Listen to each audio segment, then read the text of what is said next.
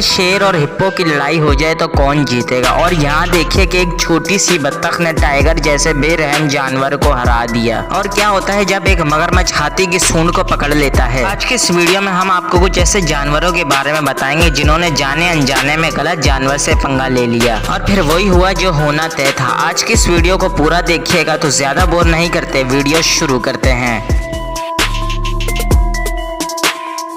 Number 7, tiger versus duck. अब tiger और बत्तख का क्या मुकाबला। अगर टाइगर सिर्फ बत्तख को देख ही ले तो वो तो डर के मारे वैसे ही मर जाएगी, पर अल्लाह ताला ने हर जानवर को सेल्फ डिफेंस के लिए कोई ना कोई एहतियात दिया होता है। एक बार ऑस्ट्रेलिया के एक पार्क में बत्तख को अकेला पानी में तैरता देखकर टाइगर की नीयत खराब हो जाती है। टाइगर पानी में जाता है और बत्तख पर झपट्टा मारने लगता है। अब टाइगर को क्या पता था कि ये बत्तख का ही एरिया है। जैसे ही टाइगर बत्तख पर झपट्टा मारता है तो बत्तख पानी में डुबकी लगाकर कहीं और से बाहर निकल जाती है। ये आंख मचोली कुछ देर चलती रहती है और टाइगर भी फिर ये कहकर बाहर निकल आता है कि आज तो अंगूर खट्टे हैं। बत्तख ने भी यही कहा होगा कि टाइगर होगे तो अपने जंगल में होगे, यहाँ मेरा राज चलता है।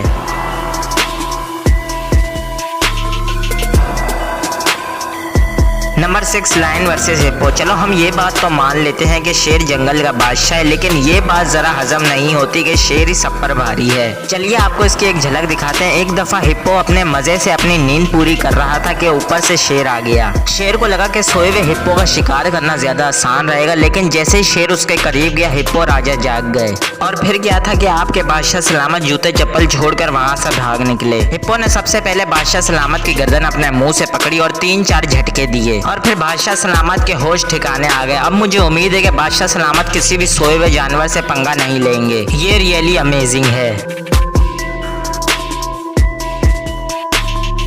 नंबर 5, हाथी वर्सेस मगरमच्छ। एक तरफ है जमीन का सबसे ज्यादा भारी जानवर हाथी और वहीं है दूसरी तरफ पानी का सबसे ज्यादा खतरनाक जानवर मगरमच्छ, जो कि किसी भी पानी पीने आने वाले जानवर को ऐसे झपट्टे से पकड़ता है और फिर उसे पानी में ले जाकर मजे से खाता है। आपके ख्याल में हाथी और मगरमच्छ में से किसकी जीत होगी? चलिए आपको लाइव मैच दिखाते हैं। एक बार हुआ कुछ यूं कि एक हाथी अपने बच्चे के साथ पानी पीने जाता है और वो पानी पी ही रहा होता है कि अचानक से मगरमच्छ निकल के उसकी सूंड पकड़ लेता है। और लेकिन बेचारे मगरमच्छ को क्या पता था कि मैंने गलत जगह पंगा ले लिया। और हाथी को उसकी ये हरकत देखकर इतना गुस्सा आता है और हाथी क्रोकोडाइल को उठा उठा के पानी के अंदर ऐसा पटकता है। अब मुझे लगता है कि क्रोकोडाइल की तबीयत सेट होगी।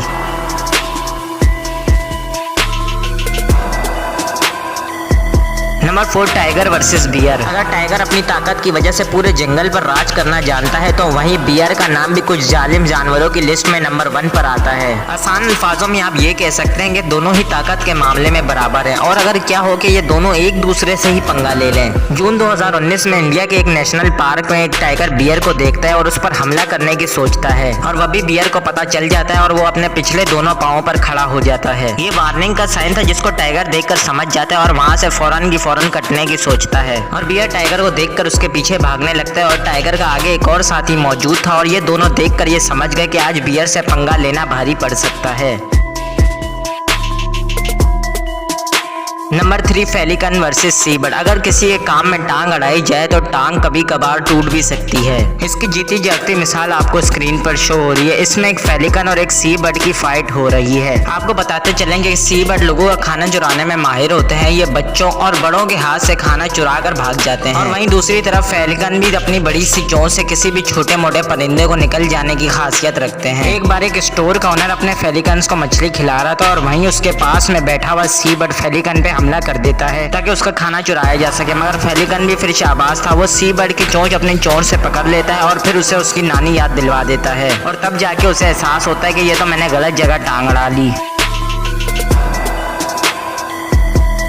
Number 2, otter versus crocodile. Otter एक ऐसा जानवर है जिसपे मगरमच्छ, शेर या कोई भी जानवर हो उस पर हमला करना नहीं चाहेगा। दिखने में ये मासूम और कमजोर सा जानवर जब झुंड में हमला करते हैं तो ये किसी भी जानवर को उसकी नानी याद दिलवा देते हैं। इनके झुंड में एक राजा होता है और एक रानी। राजा सबसे आगे रहकर रास्ता क्लियर करता है और रानी सबसे पहले जानवर पर हमला करती है और फिर बाकी जानवर रानी के पीछे रहकर उस जानवर पर हमला करते हैं और फिर उस जानवर का नाम मुमकिन हो जाता है बच पाना। इसे कहते हैं इत्तेफाक में बरकत होना। कहा जाता है कि ये अपने झुंड से कभी भी अलग नहीं होते।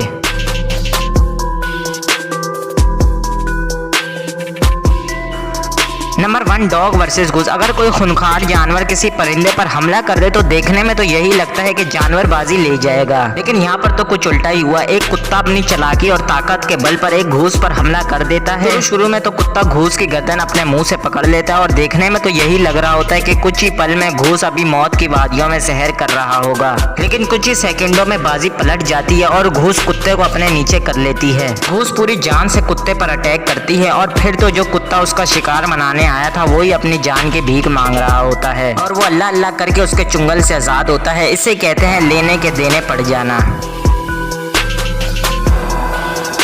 तो दोस्तों यहीं तक थी आज की हमारी ये वीडियो। अगर आपको इनमें से कोई भी एक फाइट अच्छी लगी तो हमें कमेंट सेक्शन में ज़रूर बताइएगा और अगर आपका दिल करे तो इस वीडियो को लाइक करके चैनल को सब्सक्राइब ज़रूर कीजिएगा। Thanks for watching.